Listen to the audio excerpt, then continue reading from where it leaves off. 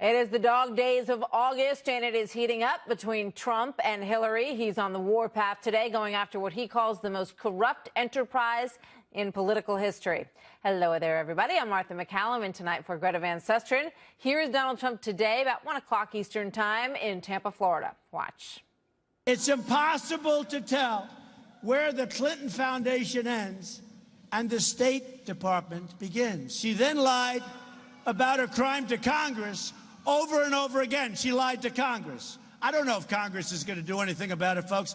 I'm so sick of looking and seeing, and I hear reports they don't do anything. Congress ought to act. She lied to Congress 100%. Everybody agrees, and it takes so long for them to act. The FBI did not act. I have such respect for the FBI. I am so disappointed. I am so disappointed. I've loved the FBI. I have such high regard, high respect for the FBI. How did they let that happen? She was so guilty. She was so guilty.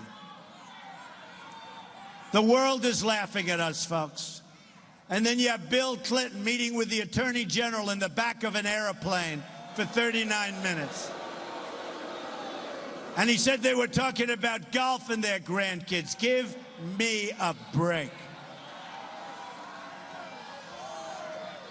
And very importantly, Bill Clinton, after all of that and after the beautiful gift he was given, Bill Clinton essentially called the FBI director, James Comey, a liar when he said the FBI director was spouting bull. Can you imagine? Man, they don't realize that they owe the FBI director their political lives for refusing to recommend prosecution for Hillary Clinton's many, many crimes. And then he calls the director a liar.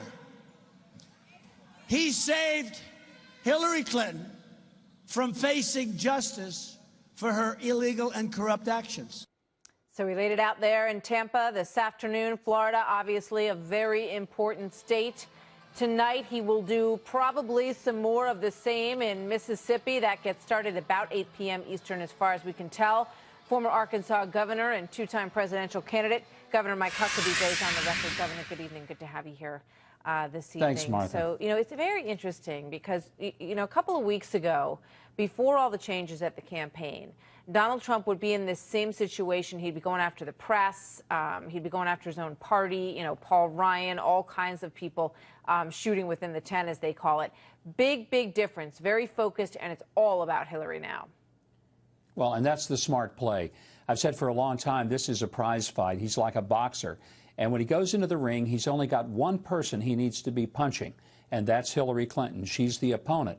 Don't go after the ref. Don't go after the corner man. And for heaven's sakes, don't get out of the ring, go up in the stands and beat up a heckler. And that's what we're seeing Donald Trump do. He's focused on Hillary Clinton, and he needs to be. Look, there's so much. And this AP story that came out over the last 24 hours is just stunning. $156 million donated to the Clinton Foundation by 85 people, all of whom got appointments to go see Hillary at the State Department. Here's my question, Martha. Why is former Illinois Governor Rod Blagojevich in prison? Why is he in prison?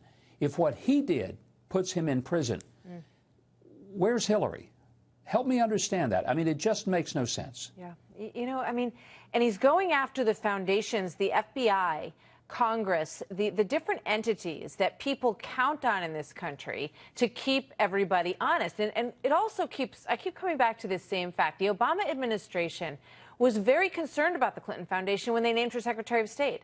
They wanted her to put up firewalls and make sure that those were firm, that there could never be, because in these instances, the appearance of impropriety is what is the problem. Right, Governor? Well, exactly, Martha. And it's not just an appearance. I mean, there's substantive issues here. When that much money goes into the coffers of a foundation that she has direct input in and, her family is running it, and then it turns out that some of the people, 20 of them gave $1 million apiece. and 40 of them gave at least $100,000. Martha, you don't write a check like that and shell out that kind of money with no expectation. There are just not that many foreign countries, particularly in the Middle East, that make those kind of contributions without an expectation that they will get access and that they will be granted favors, not just an audience, not just having a meeting, but they expect there'll be something in return for shelling that kind of dough. So is there an impact? The polls, it's really too early to tell, I think, whether or not this tactic over the past 4 or 5 days is sinking in with anybody out there. Well, I think it will in the course of the debates and also when paid media becomes very prevalent in the campaign. Let's face it, Donald Trump has not started really any significant paid media. Hillary's been on the air for a long time. Her numbers really haven't moved. I think that's more significant than the fact that this isn't a stalemate. Donald Trump's basically been dark on television while Hillary has spent, over $100 million on television. When he starts countering her in the medium in which she's now sort of acting alone, that's when the dynamic changes. Add the debates to that, and I think we're going to see a big turn. And, when I hear these people say, well, there's no way that Donald Trump will win, I just totally think they're missing something. People in this country are sick and tired of seeing Martha Stewart go to prison for maybe having a conversation, that Blago goes to prison, and Hillary wants to go to the White House instead of the big house. Yeah. And, these big companies that were too big to fail, what is it? Hillary's too big to jail? I mean, that just totally offends most Americans and their sense of what justice and right all mean. And we know that her interview with the FBI was on a Saturday afternoon. It was fairly short, and there's no record of it. So we don't know what she told them, and we have nothing to put it up against to see whether or not she was telling the truth, because we know that there were untruths that were told in the testimony in front of Congress, inconsistencies at the very least. Governor, thank you. Always good to see you. So this latest Clinton Foundation revelation becoming another arrow, so we say, in the GOP quiver. Here's more of this. If you wanted to meet with Hillary Clinton when she was Secretary of State, you had to pay for it, and a lot of people did. They're essentially saying to their foreign donors that they can make a down payment on Clinton access in the next administration. It is something that they set up in order to preserve their status in the world with world leaders taking foreign money. It demonstrates incredibly poor judgment. Hillary Clinton should shut down the Clinton Foundation right now. It's impossible to tell where the Clinton Foundation ends and the State Department begins. So you've got the foundation, and you also have more email headaches for Hillary Clinton that even have Democrats in some cases saying that it just doesn't look good. And tonight it involves Clinton's top aide, Huma Abedin. Fox News Chief Intelligence Correspondent Catherine Herridge has more on that for us this evening from Washington, D.C. Hi, Catherine. Well, thank you, Martha. Okay, so there was an incident in 2009 when Hillary Clinton, as Secretary of State, was traveling overseas in India, and one of her top longtime aides, Huma Abedin, realized she had a real crisis on her hands. She had left what she described as burned papers in the front seat of the car they were traveling in, and she was so concerned she sent an email to another Clinton aide, Laura Gelati, and said, "You need to take the burned papers from the front seat of the car and move them into the trunk for safekeeping." So you may be wondering, what are burn papers? Well, in the intelligence community, there's a term, burn bag. Burn bag is what you use to destroy classified information. So the lingo in those circles is burn papers is something that you would put in a burn bag, and that would be classified information. So this essentially looks like an example of what the FBI director described as extreme carelessness in the handling of this information, Martha. On this from the State Department, Catherine? Well, the State Department said today that it would be wrong to jump to the conclusion that burn papers was, in fact, a reference to classified information, and they referred to this manual, which is the State Department employee handbook called the Foreign Affairs Manual, saying that burn material could also be things like personally identifiable information, like a social security number or a date of birth. But it really is sort of beyond logic to think that Huma Abedin was traveling with papers in a car on a foreign trip that she wanted to have moved and described as burned documents because it was someone's phone number or date of birth. I mean, that just really belies common sense, I think, particularly in this case. Yeah. Certainly sounds like it. Catherine, thank you very much. You're welcome. So just a little while ago, President Bill Clinton defended the Clinton Foundation when he was asked about all of this at a campaign stop in Atlanta. Here's what he said. I made it clear that if she becomes president, we'll have to do more than we did when she was Secretary of State, because if you make a mistake, there's always appeal to the White House if you're Secretary of State. If you're president, you can't. But we're going to transition all these responsibilities that would require foreign or corporate donations, which I won't accept, and I won't raise money for the foundation if she wins. And I'm happy to do the transition as quickly as we can. Interesting, right? Radio talk show host and editor-in-chief of LifeZette, Laura Ingraham, goes on the record tonight. Laura, good to have you with us tonight. Good to see you. I thought those comments were quite interesting tonight by Bill Clinton, and I'm curious what you think about them. Well, they're a little flip, don't you think? Like, oh, well, we're happy to, consider moving responsibilities. And I guess Chelsea would be in charge of the foundation if Hillary becomes president. But it's all kind of beside the point now, isn't it? I mean, they knew she was going to run for president. The foundation was set up to, I'm sure, did some good things. But what we know from just the emails that have been released, Martha, is that you had to pay the Clinton Foundation to meet with Hillary Clinton. I mean, it seems like that was the, open sesame command to get the door open through Huma Abedin. So it looks like that really was the motivation. I mean, if you have to kind of put together the Columbo moments here, that was the motivation for this private email server. Hillary Clinton wasn't worried about yoga schedules or her mother's funeral arrangements not becoming public.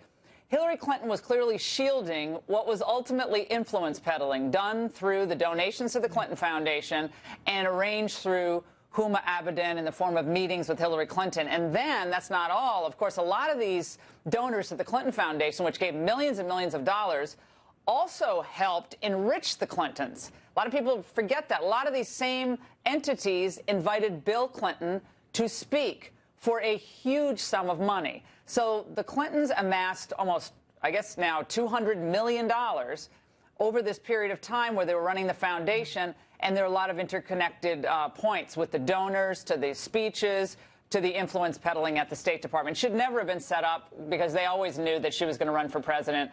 And it just, appearance of impropriety, that doesn't begin to tell this story. Yeah, I mean, even if that were the bar, though, that should be bar enough when you're the Secretary of State. If it even looks like there's an opportunity for people to have influence over you, that ought to be something that you really want to avoid when you're in a government position. And, it strikes me, I mean, Bill Clinton, when he became a former president, former presidents, especially young ones, have to figure out what they're going to do next. So they set up this foundation, which, as you say, was the vehicle, except for maybe some publishing deals, it's the only vehicle by which they became extraordinarily wealthy. So people's taxpayer dollars were going to pay for Hillary Clinton's salary as Secretary of State and support the Clinton family as a former presidential family. And then on the side, at the same time, they were basically building what some would call a foundation and some might call a business. Well, I mean, what did they do for $200 million? I mean, Trump made a lot of money and he built a lot of buildings. What did they build? Well, they built a machine for influence peddling. And they got a lot of access for a lot of people, a lot of foreign entities, a lot of foreign governments. Remember, you cannot donate directly as a foreign entity or a foreign individual to an American campaign. That is in violation of campaign finance law. But they did it in a different way. They did it through the foundation. She had her private server. They thought it was all going to be locked down. And we have a compliant media, for the most part, that other than the AP, I mean, they weren't looking for these schedules other than the AP. They weren't doing the FOIA requests. Thank God for Citizens United and Judicial Watch and that AP FOIA request. We wouldn't have gotten these. And they've been fighting this, Martha, for years. They did not want this information out. And now Hillary looks like she's in hiding from answering any questions from the press. Yep, you're so right. And you called on the press at the Republican National Convention to do their job. And it does seem as though there is more intensity on this. I think a lot of people thought when the FBI made the decision that they would not go forward, that was going to be it. But when you see Robbie Mook coming out very passionately defending her husband now doing the same thing, do you think they are concerned about this? Well, I think they're not going to be that concerned unless the journalists who are supposed to be acting as checks on government power occupy themselves, Martha, with something more important to the American people than whatever Donald Trump happens to be tweeting today. I mean, the focus that they have on destroying Trump, and I'm not saying he's done everything right, but the focus on every minutia and everything. And then this actually goes right to the heart of what we're supposed to expect from public officials who are being paid for by us handling the most sensitive information. That now a burn paper is not in a burn bag. I mean, this stuff is comical. If it weren't our country's national security and the future of our presidency and our country on the line, it would be hilarious. But unfortunately, all of us could, if she wins, live under this scenario where apparently this is all going to be accepted. And, Martha, remember, Hillary Clinton will be able to appoint every prosecutor, every U.S. attorney, right with her friends, every regulation, and have a Supreme Court that will not be a check on her. Imagine that world in the United States of America if she has that much power, given what she did as Secretary of State. Laura, as a Trump supporter, are you pleased with the job that he's doing now, focusing on this?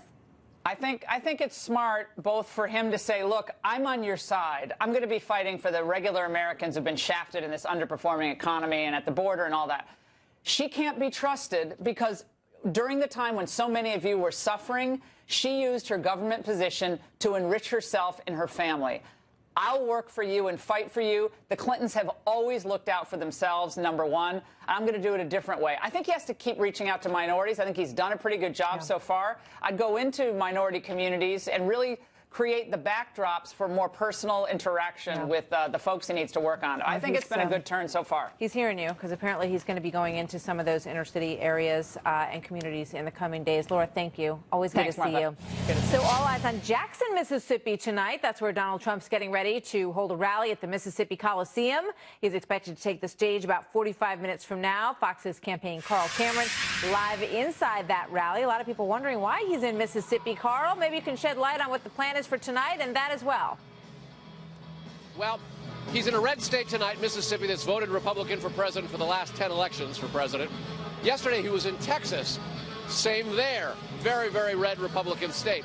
And last night in Austin, he told Sean Hannity that his plan to deport all 11 to 18 million undocumented aliens, illegal immigrants, could be softened. And tonight on Hannity, Mr. Trump will describe what he says is not amnesty. But what he does say is there will not be citizenship, but some of those undocumented immigrants will be allowed to stay if they're productive, if they're otherwise law-abiding, and if they're really contributing to American society. Now, for Trump, that is going to be dicey. So perhaps being in red states as he unveils this evolution of his immigration rhetoric and policies, he'll perhaps get a slightly warmer reception. It is very worth noting that during the primary process, most of his rivals took the position that he is now enunciating. And they were saying it's not comprehensive immigration reform, it's not amnesty, it's more like a path to legal status instead of citizenship. Well, at the time, Trump trashed Jeb Bush, Marco Rubio, Ted Cruz, and others, saying that what they were doing was allowing the country to not be a country, that we were essentially having open borders, people were streaming across the country and staying here illegally. Never mind that the vast majority of the people here illegally are on visa overstays, which is to say their documentation has expired and they just stick around. Trump says that there will be a process to decide who should stay and go, but the idea that it was going to be a complete removal of all of these individuals, all of these people from across the border and around the world, is apparently now slowly being pulled back. So he got a fairly good response last night at his Austin town hall. Tonight we'll see part 2 of that. And here in Mississippi, and as well as earlier today in Tampa, he's not really talking about that very much. He's back to the law and order, his self-described tough-on-crime candidacy, and how that compares with Hillary Clinton, which, as your previous 2 discussions illustrate, has got a lot of problems with her honesty. Martha? Carl, thank you. It could be indicating that here at home, the 2016 election. Earlier today, Donald Trump held a rally in Tampa, Florida. Here's some of that. Hillary Clinton ran the State Department like a failed leader in a third world country. That's what it's run. It's run like a third world country. She sold favors and access in exchange for cash. She sold it. She sold favors. She sold access. And wait till you see when it's revealed, all of those people, now it looks like it's 50% of the people that saw her had to make contributions to the Clinton Foundation. Wait till you see ultimately what she did for all of those people. Wait till you see. These are not people that go in, as I said, and talk about how are you feeling. All right, so that's the backdrop of today's debate. Let's look at some of these new polls. Monmouth University just out in some of the key battleground states. Trump and Clinton virtually tied in North Carolina right now. Hillary Clinton leads Donald Trump 44 to 42%. Let's take a look at Missouri, where he has the lead over Clinton, 44 to 43%. Trump's campaign manager, though, Kellyanne Conway, is dismissing some of the polls out there. She says Trump does better in online polls because in phone polls, people may not admit that they are supporting Trump, but she calls that the undercover Trump vote, which reminds us of the shy Tory and the Brexit vote and all of that. And we won't know whether or not that's a real deal until we get to November. So here's our political panel from the Wall Street Journal, Jason Riley, and from the Washington Post, Philip Bump. Welcome, gentlemen. Good to have you here. Philip, you're shaking your head listening to Donald Trump. I was. He's hammering something, though, that is a vulnerability for her. Do you agree? Yeah, absolutely. I mean, the way he framed it, I think, is a misrepresentation of what we know so far. We're not going to get into that now because it's a lengthy thing. It's a misrepresentation of what we know. There was money that was given by some people to the Clinton Foundation. Those people also requested meetings with the Secretary of State. It wasn't half of the meetings she had. That's excluding a lot of foreign leaders and things along those lines. There's a lot of ways in which that's not a fair representation. I do want to, however, seize on that last point about these secret ballot. It is not true that Donald Trump does better in online polls. I went back and I looked at every poll since the conventions. That is not the case. There is no secret ballot. Donald Trump is not doing well in polls, and the polls that we just talked about in Missouri and North Carolina are not good polls for Donald Trump either. Jason? In my experience, Martha, if you were complaining about the polls, your guy's probably behind. Yeah. That's a general rule in politics and political coverage. We all know that. Donald Trump, he has a candidate who keeps giving him a lot of fodder here to work with. The drip, drip, drip of this campaign in terms of the Clinton Foundation, the email scandals and so forth. But the polls show that he is not capitalizing on it. I mean, you can look at North Carolina and Missouri and see him close, but if you are a Trump supporter, that is not a good poll for you. Missouri, the last Democrat to win Missouri was Bill Clinton 20 years ago. North Carolina's gone Republican in 8 of the 9 past elections. So he's spending time. The point you're making, he's spending a lot of time in a territory that should be his already. Trump and time and money spent to shore up your vote in places like North Carolina and Missouri is time and money you don't have to spend in the battleground states that are going to decide this election, like a Pennsylvania or Ohio or Florida. That is not a good poll. And Pennsylvania has a pretty big gap right now. The last number I saw was about 8%, which surprises some people because there's coal country in Pennsylvania, and Pennsylvania ought to be somewhere where Donald Trump could get some traction. He would be doing great there if it were 30 years ago, but it's not 30 years ago. And now what drives the vote in Pennsylvania are the suburbs of Philadelphia, and those are heavily Democratic. It's the same reason that Hillary Clinton is winning in Virginia, because of the suburbs of Washington, D.C. Those are college-educated white folks who, for the first time in the past several elections, are backing the Democrat over Donald Trump because of women, and women support Hillary Clinton. And I think that the calculus here is very simple. Donald Trump needs to do better than Mitt Romney did in 2012. Mitt Romney won North Carolina in 2012. He won Missouri in 2012, and they're now close. And talking about the polls. I mean, the Romney folks told us all the time that the polls were much better than they actually looked, and they believed that right up until the 0 hour on election night. And of course, when Trump was ahead in the polls, he cited them constantly. He couldn't go 3 sentences without telling you how good he was doing in the polls. Now suddenly, of course, the polls don't mean what they say. All right. I still want to wait until about 5 days from now, because the changes that he's made over the past 6 or 7 days are probably not being revealed in the numbers that we're seeing right now. So we will see if what he's doing is working. Jason and Philip, thank you very much. Good to see you both.